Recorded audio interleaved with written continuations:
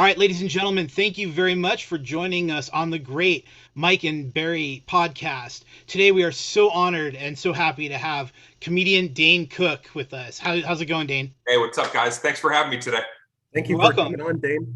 Yeah. Having So, yeah, I'd like to start off with because we're both stand-up comedians. Also, I'm in LA and he's in Missouri.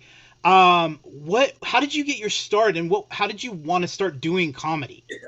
Yeah, it's like that's I guess the question that we're all still trying to answer. Why? Why did I sign up for this? It's a people say, "What's it like being a stand-up comedian?"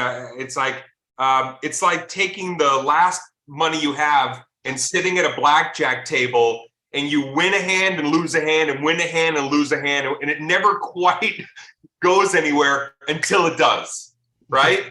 And you have to really truly enjoy the process of creativity and less about the possibility of where that may take you. It's going to take you somewhere.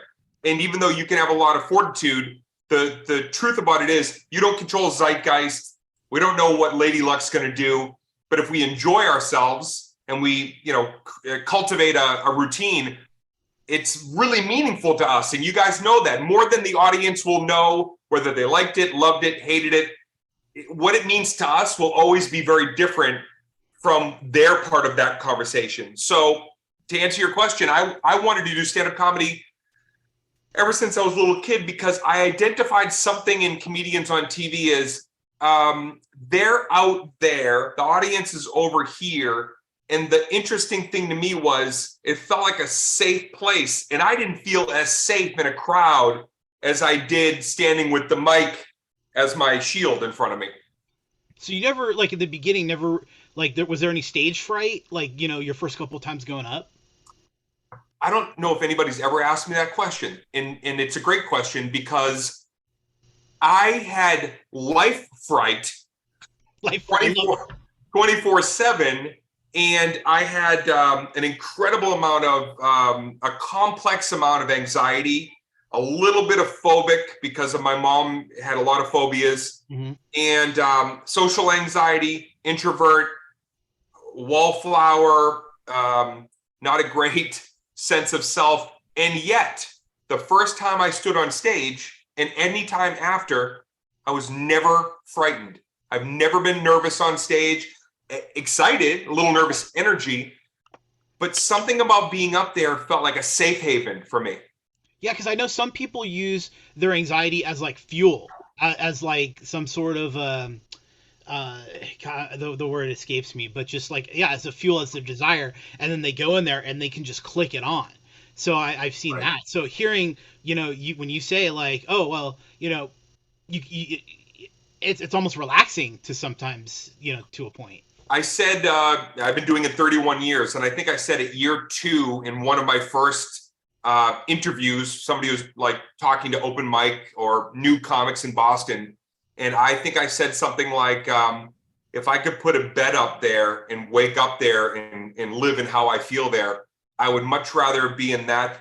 That's something about the pressure and the control and the invite to be as fantastical and outrageous and somewhat silly and awkward even as I felt in life where I didn't fit in a lot. Suddenly that was a place that was such a it gave me a sense of purpose. And so I used to say I wish I could wake up there. I used to feel that way, like, man, I just can't wait to get on stage so I can feel normal. Right. I love awkward. I mean, awkward is like a draw.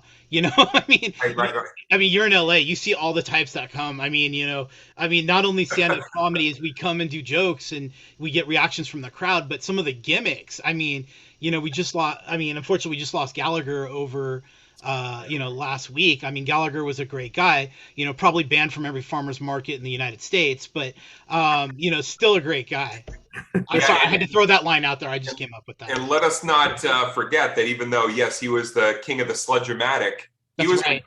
an incredible, I would dare to say, prolific joke writer early on in his comedy career. It's forgotten because of the costume and the watermelons and the people with the tarps, but the reality is he was a very good comic. Yeah. Did you ever work with him? I did not. No, I Oh, never okay. had the opportunity to meet or work with Gallagher, but by proxy, I knew so many people who knew him, and everybody felt the same way. Like, I wish he'd stuck more with the stand-up and less about all the antics, even though they were fun and silly. He was a great comic. Yeah, Mike. Yes, so Dane, I had a question for you here, and you had talked about if you stick with comedy long enough, you'll definitely go somewhere, and you definitely have gone places. And so one of them was Madison Square Garden, and and I'm curious, were you the first or the second one to sell out MSG? It's a question even I was wondering, because originally I had thought it was Steve Martin. Then I later learned that Steve Martin sold out Boston Garden, but not Madison Square Garden. And then I knew that Dice had sold out Madison Square Garden, but they had told me that it was like, what is that word? Where like the stage was on one side and then the crowd. So there was a few thousand empty seats where he had the stage and the lighting. I sold out for in the middle. So I think I'm one of the first, or maybe the first, to have a true full sellout of the garden. Yeah, but I'm sure that there's been comics since, now that we're in almost an arena comedy era, that have done it since. Yeah, capacity. I mean, yeah, because if you think of capacity, you're talking 30 years ago from when you did it. I'm sure that setup was completely different. Like you were saying, the lights, and every venue has a different plot line for something else. So you compare those, you probably I would say you probably were a bigger draw, based on that, going back. Mike. I'll just tell you, Mike, it was an incredible moment to stand backstage, to look out. I was standing in the hallway with all the famous posters of the performers there, and it was a surreal experience to go from my dressing room to they're going to say my name, to walking down that hall and looking at Led Zeppelin, or looking at Bob Hope, or looking at Billy Joel, and then Dane Cook. And then I walk out there and I'm like, man, this is my moment to make history by either enjoying an added performance to that hallway, or it could be cataclysmic bad, and also they will never let you forget that happened. Fortunately, they asked me back, and we had some good shows at the Madison Square Garden. And when you had finally gotten to Madison Square, well, let me ask this as a two-parter question for you. Yeah. Was that always a dream of yours to sell out MSG? And also, when you had done that, did you feel like, okay, I had finally made it in what I want to do in life? Yeah, that is the ultimate gig, Madison Square Garden, right? If that's like the center point, really, of all event level performances. I was aware of that at a very young age. And I understood I understood my intent with what I was trying to do was grow with the generation of comedy fans, and I wanted to be one of, if not the comic of my generation. That was my goal. Now, I started coming up the ranks in the 90s, and I look over to my left, and there's a young man named Dave Chappelle, who we all quickly realized he might be the one. It's like, oh, wait, okay, there might be a few of us, but that guy is in a league entirely of his own. That being said, and proudly can say that, for me, I knew that if I could make it to MSG, that I would feel that validation personally through my fan base, and then within the community of like, that's like, there's no greater stage in the world. That's it. Now, do you go back there like once or twice a year to perform? I haven't been back there to do an arena. The thing that happened with me is I did about 160 arenas over a 4-year period. I did every theater. I did every arena, A, B, even some C arenas through the US and Canada.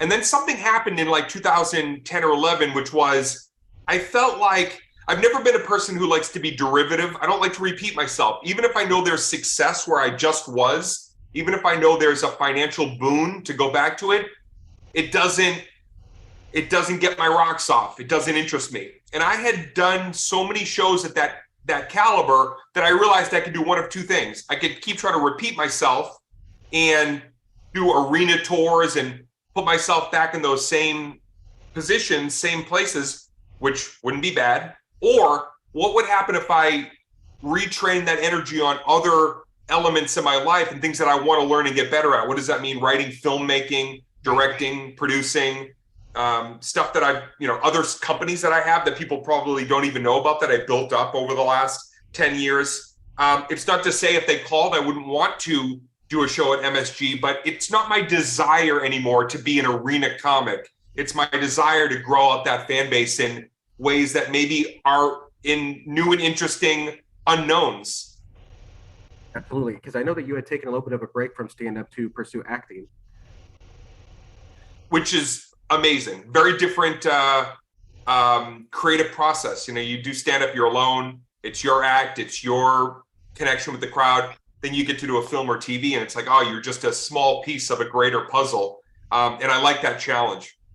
I'm sorry. Go ahead. Barry. Oh no, I was just say when you're acting and you're doing those roles, because of your stand-up background, how flexible they are for you to start improvising lines.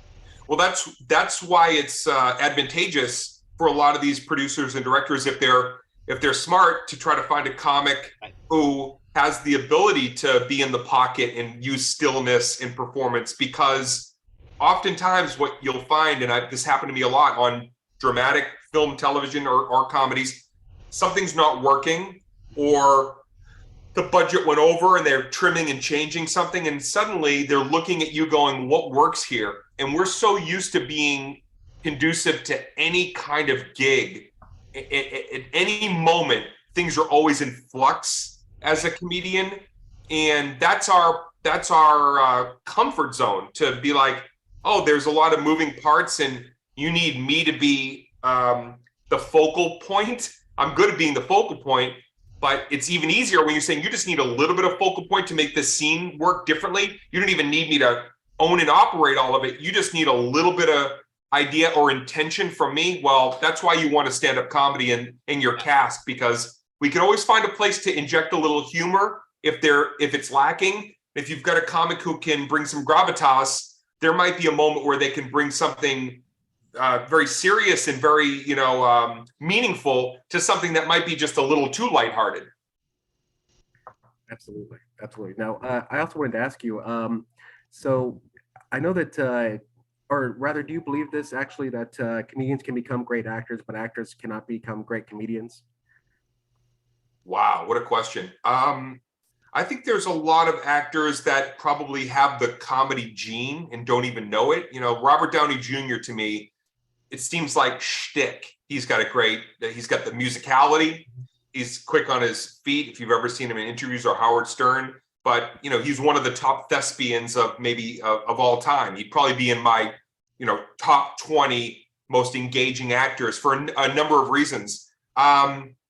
It's an interesting question. I don't know if I can lay out the answer specifically, only to say I think some people don't realize they have the gift of comedy until they finally find themselves in that role where it's like, man, you have the chops naturally.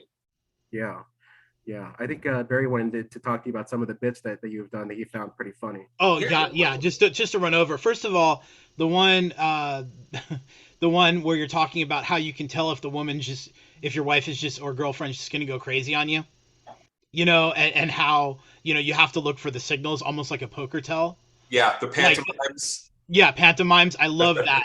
And I have a 1-year-old son now too, so it's like now I got to really be careful because if I screw something up. So I have to thank you for that one. I need to know. Unfortunately, to quote Kanye, DEFCON 3. Just I have to watch out for her.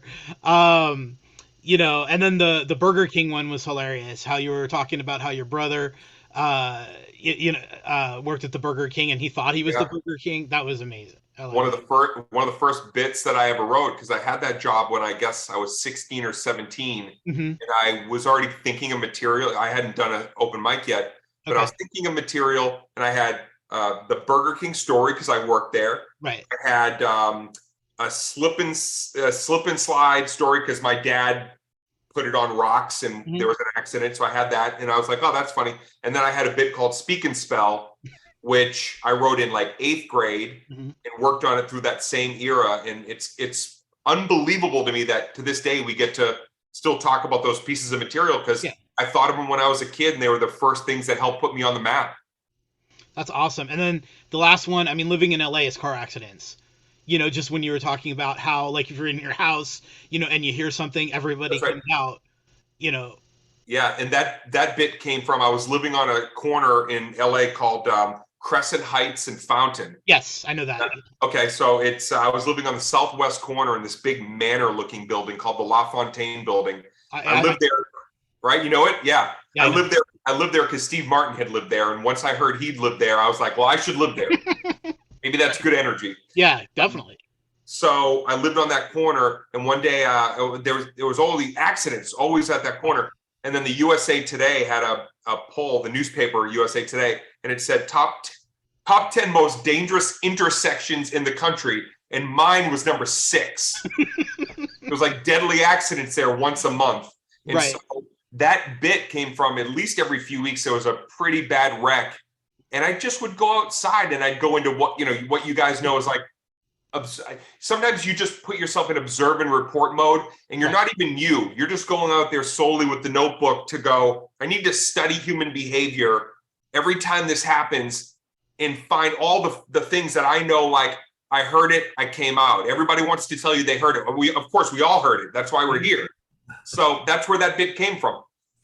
That's awesome. Now, Mike, you're not in LA like Dane and I are. The two biggest things out here are accidents and high-speed chases. They broadcast them here every day, and the commentary on them, they're supposed to be from Hard News, but they talk about it like it's the Super Bowl. Like, as soon as they almost hit somebody, oh my God, stuff like that. So they break into your programming all the time. So get ready to not finish a TV show on network television because somebody on a motorcycle is doing 140 down the 110. Yeah, if you're watching Judge Judy, you may not see what actually happened. Just be careful. Go ahead, Mike. Sorry. I also know that something big happened to you this year. You got engaged. I did. Thank you, man. Oh, congratulations! That's fantastic. Thank you. You said that your fiance has made you a better comedian. Oh, absolutely. Yeah, it's like something about all those years of doing relationship humor. You know what I mean? It's like, that's what I called it for so long. Vicious circle, relationship, all that stuff that Barry was bringing up about the fighting and the pantomime. Took me a long time to finally realize that having somebody in your corner, having somebody truly that like you fight for and that also fights for you is wow, man, it's like rocket fuel. I already thought that I had fortitude and ability on my own, but then I meet somebody who is kind and compassionate, makes life a little bit more fun when it can be a little tough. In the last 5 years, all I've found from that situation of now being engaged is you just want to share so many of those high watermark moments with the person that you love. So I'm a lucky guy that I met Kelsey and we're having an amazing time. Has she seen that bit yet? She's seen all the bits. Yeah, okay, so she knows. All right, so she knows what's up. So you've seen the bits, yeah. Okay. Yeah. All right, so I have to ask that. So yeah.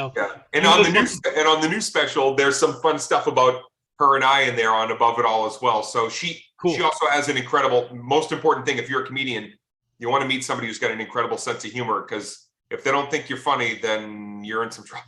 Yeah, absolutely. So Dane, one question that I'm sure that you probably get a lot that I'm going to ask you is, what advice, whenever you give someone advice who wants to be a comedian or in show business, what advice do you give to them? Yeah, I would say, first of all, stay away from the noise and stay away from it's real easy to get caught up in everything is happening so fast because of the internet of it all. You can feel left behind in an instant. You can almost just get online and after an hour feel like, man, I'm obsolete. I'm doing nothing because the world is so fast on there as you're clicking through. And it almost seems like it's one long story. You click, and then suddenly you feel somewhat hollow in your career. So you gotta be able to tune that out or like log out, quite literally, and remember something. That thing of overnight success that you could get with one great YouTube video, or maybe that one bit of crowd work that you put up there and it gets you millions of follows, that doesn't necessarily mean it's the right thing at the right time if you can't follow through on that. if you can't follow through on that, where somebody calls you and says, we saw that you got 1 million followers and we want to take a meeting, but you're still, you're still somewhat green, you're still learning your voice. Well, now you've been invited to the party and you didn't bring any dip, right? Yeah. You just have 1 or 2 elements, and you need more tools. So what I would say is take your time, write, cultivate the act, get on stage in real life, not virtual, stay offline. It makes sense to want to build a fan base through the internet. I understand that everybody wants to be on the hub, but I don't think we have to look at this portal as the one and only way to make it. People still want to come to a brick and mortar, sit in a chair and watch somebody share a very funny routine. If you do that long enough, you'll build up an act that can withstand those meetings and hopefully lead to something else from it collaboratively. But don't look to be that, making it so young and making it fast is also a quick way to burn out, because you feel inconsequential, that you can't bring anything else to the table. Write a lot, put down your ideas. And like I did when I finally broke through after really like 12 years, well, I took those meetings, and when they said, what else do you got? I had a lot. When they said, what else is in your notebook or on your computer, I had film ideas and TV ideas and script ideas and stand-up comedy ideas. But if I'd made it in 95 when I hoped I would have made it, I didn't have anything except 15 kind of sort of funny minutes. Right. And in the writing process, do you ever everybody has their own, ways of dealing with certain things, but do you have a certain process that you think works for writer's block? If someone just, they can't figure out how to get it out. This is my theory on writer's block. I think when you're on writer's block, there's something you're not saying that you actually need to, because you're thinking, why can't I get through this block over here? And you're staring at the page or the screen, when the truth is maybe something right here is what you need to be talking about. So what I would suggest is, and this has happened to me over the years, what I would suggest is, don't try to break down that door of the block. Instead, even if that means talking about writer's block, be real. Talk about feeling incomplete. Talk about feeling, confused. Talk about anything you can that brings you closer to how you're feeling about the writer's block, because that's going to make you more alluring than any formulaic comedy routine. The block comes, I think, my 2 cents, in you're not investigating truly where you should be going and what you should be talking about. That's my theory on why you get writer's block, because you're trying to write away from what is actually needing to be talked about right here. It's almost like therapy. Oh, it is. Stand-up comedy is therapy. Yeah. Stand-up comedy is so many things. It's nuanced, it's layered, it's bombastic, it's irreverent, it's gentle, it's disturbing. It's the human condition. It's the 7 levels of grief all at once. It's joy. It's completion.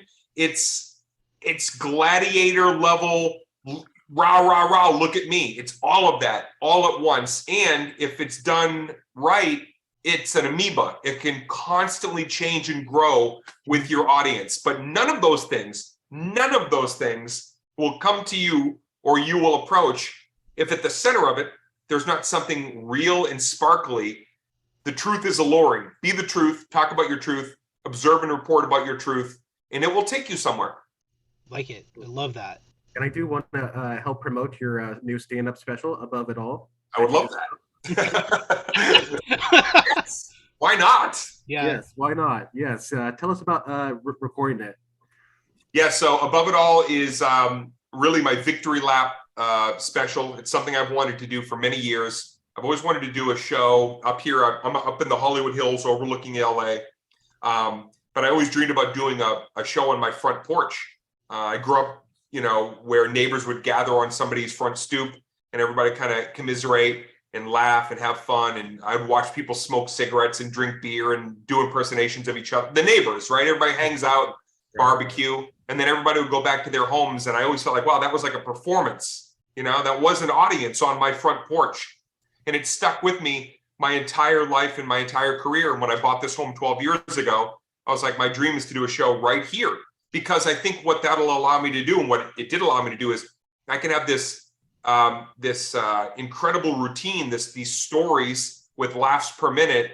But because it's my home, there's a vulnerability that I've never been able to bring to the stage, because you're at a comedy club or a theater or an arena. Now you're in my home, and it brought a whole new energy and vibe.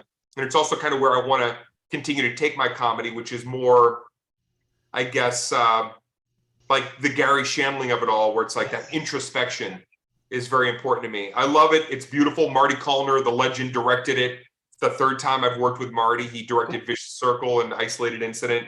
And yeah, I love it. And I love that people are having a great time with it. And locally, you got some shows coming up this week locally too, right? I saw you're going to be at the Comedy Store. Am I correct? Yeah, I'm doing some gigs. Well, I've been all around town lately. It's been a good run.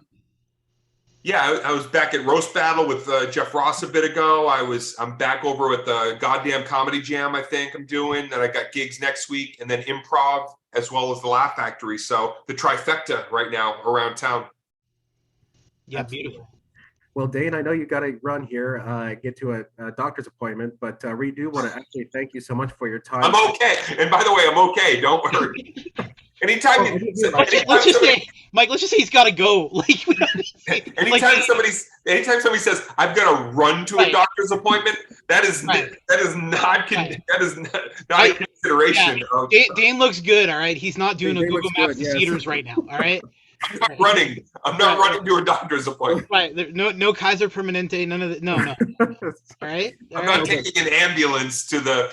No, it's a routine checkup. But I want to say I just want to acknowledge something real quick, which is I've had an opportunity to talk a lot about the special, do a lot of podcasts in all different realms, but the ones that are most meaningful to me, I love talking with comedians. I think it's really imperative and important for all of us to share data with each other. And I appreciate that you guys are, hungry, have created this platform, invited me into your sandbox to shoot the gift for a little bit. I hope we get to do it again. And I wish you guys great success in your own careers. Thank you so much.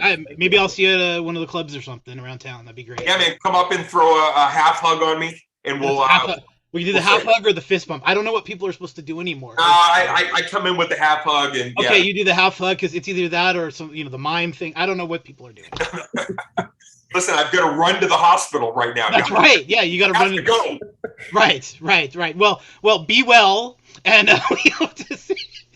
And then we hope to see you soon. All right. Okay. All right. Yeah. Just please. You guys are great. Thank you again, guys. And like I said, appreciate you guys wanting to talk about the show and enjoy it. That's great. I love that. That's good. Thank you. That's good. I don't know how you do that, but I dig it. See, Mike, that's a callback. All right. That's good.